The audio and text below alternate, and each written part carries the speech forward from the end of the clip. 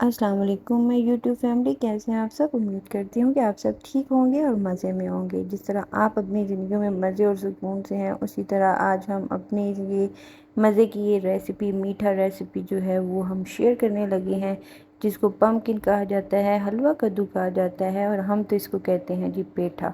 आप बताइएगा कि आप इसको क्या कहते हैं। आज हम इसका बनाने लगे हैं जी हलवा कद्दू का, पेठे का मीठा सा हलवा। हम आपके साथ शेयर करेंगे कि हम इसको किस तरह तैयार करते हैं, स्टेप बाय स्टेप। इसको आपने एंड तक देखना है, कोई पार्ट स्किप नहीं करना है, और इन्हीं स्टेप्स को फॉलो करके आपने ये रेसिपी भी ट्राई करनी है और मुझे फीडबैक ज़रूर देना है। चलें जी, सबसे पहले हमने लिया इसको वॉश किया हुआ था। फिर इसके बाद इसकी क्लीनिंग का जो स्टेप होता है वो स्टार्ट होता है। इसको अच्छे तरीके से हमने इसके ऊपर से स्किन है वो उतार लेनी है, और अंदर से जो बीज वाला पार्ट है वो इसी तरह से आपने क्लीन कर लेना है, जिस तरह मैंने आपको दिखाया है। सबके बनाने का तरीका अपना अपना होता है, और हर कोई कोशिश करता है कि हम जिस स्टेप्स के साथ बनाएं हमारी वो चीज़ मज़े की बने। तो बस ये हमारा भी अपना एक तरीका है जिससे हम इसको बनाते हैं।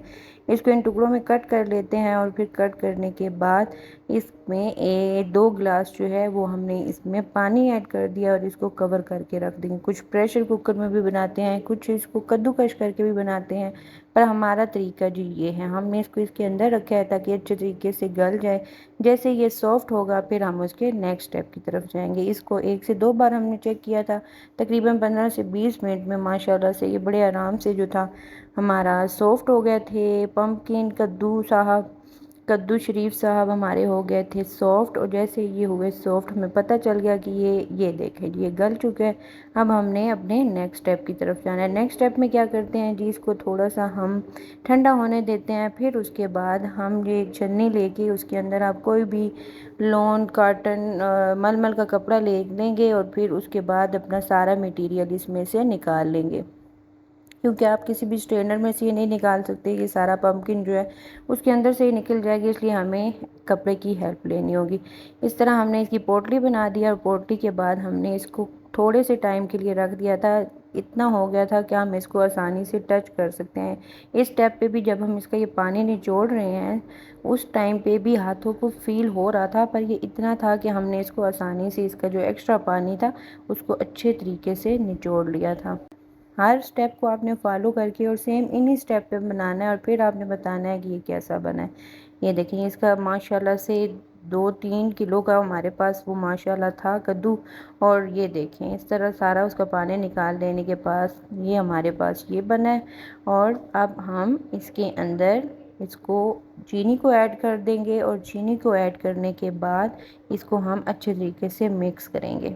ये हमारे पास 2 कप चीनी है, इसको इसके अंदर ऐड कर देंगे। जैसे ये अच्छे तरीके से मिक्स हो जाएगी, फिर हम इसकी भुनाई की साइड पे जाएंगे कि हमने इसको किस तरह भूनना है अच्छे तरीके से।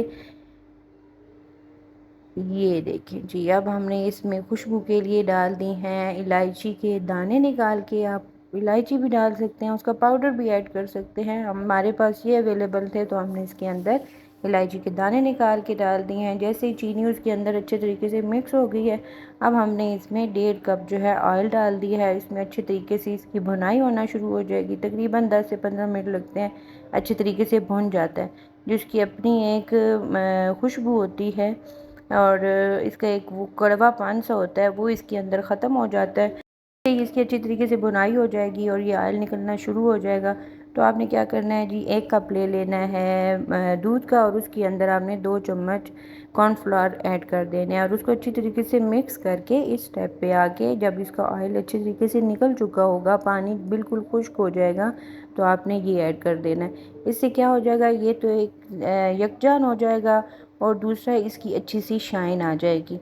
फिर उसके बाद जैसे ही हमारा वो शाइन आ जाएगी तो इसमें हमने कोको पाउडर ऐड कर दिया, और साथ में थोड़े से मेवा थे वो ऐड कर दिया। आप और ड्राई फ्रूट भी ऐड करना चाहें, बादाम तो ऐड कर सकते हैं। हमने ज़्यादा से ज़्यादा इसमें खोपरा ऐड किया है, और फिर उसको दोबारा कर दिया है मिक्स। तो ये देखें जी उसकी अपनी शाइन निकल चुकी है, और ये देखें कितना चमकता दमकता हमारा हलवा हो गया है। कद्दू का हलवा तैयार, पेठे का हलवा तैयार। तो ये देखिए जी, ये हमारी हो चुकी है रेसिपी डन डनाडन, और इसके ऊपर मज़ीद खोपरा ऐड कर दिया है। आपने भी इस रेसिपी को ज़रूर ट्राई करना है और मुझे फ़ीडबैक ज़रूर देना है। अगर आपने मेरा चैनल अभी तक सब्सक्राइब नहीं किया तो आप किस चीज़ का इंतज़ार कर रहे हैं? जाएं, चैनल को सब्सक्राइब करें, वीडियो को लाइक करें और बेल आइकन प्रेस करना बिल्कुल ना भूलिएगा, ताकि हर आने वाली वीडियो का नोटिफिकेशन आप तक जाए और आपको मेरी हर रेसिपी देखने को मिले। और मुझे अपनी दुआओं में, मेरी फैमिली को अपनी दुआओं में ज़रूर याद रखिए। इंशाल्लाह मैं फिर वापस आऊँगी एक नई रेसिपी के साथ, एक नए अंदाज़ में। तब तक चाहूँगी इजाज़त इस दुआ के साथ कि आप सब जहाँ रहें खुश रहें, हँसते मुस्कुराते रहें, खुश और आबाद रहें। अल्लाह हाफ़िज़।